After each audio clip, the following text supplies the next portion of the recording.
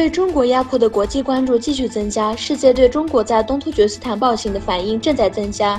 来自土耳其梅尔辛和阿德亚曼民间社会组织12月21日聚集在一起，抗议中国。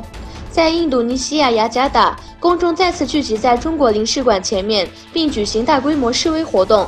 同一天，吉尔吉斯人在中国领事馆前聚集在一起抗议中国集中营政策。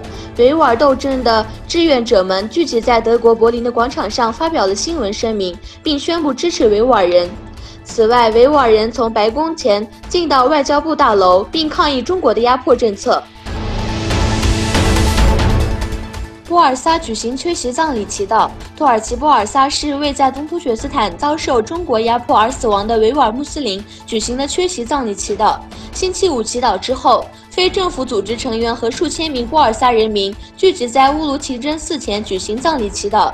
东突厥斯坦文化和团结协会主席图姆图尔克在这里发表讲话。在东突厥斯坦，实际占领和系统同化政策实施了69年，特别是自2017年初以来，中共政府加强了针对东突厥斯坦维吾尔穆斯林的压迫政策。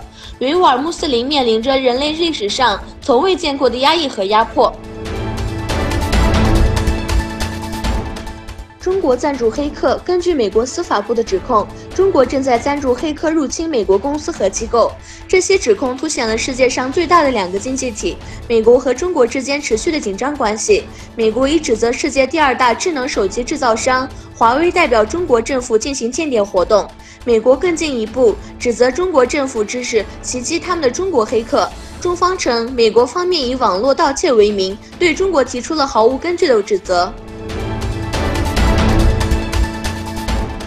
美国国防部长马蒂斯辞职。美国国防部长吉姆·马蒂斯宣布，他将在2月下旬辞职。他的辞职颇具喜剧性。此前一天，特朗普刚宣布将从叙利亚撤军。俄罗斯外交部副部长米哈伊尔·博格丹诺夫表示，詹姆斯·马蒂斯离开美国国防部长与华盛顿决定撤军在叙利亚的决定直接相关。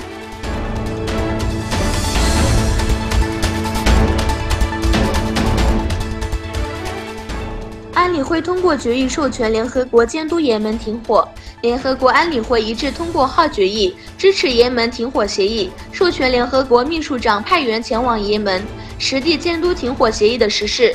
根据停火协议，交战方在和谈达审，实施停火。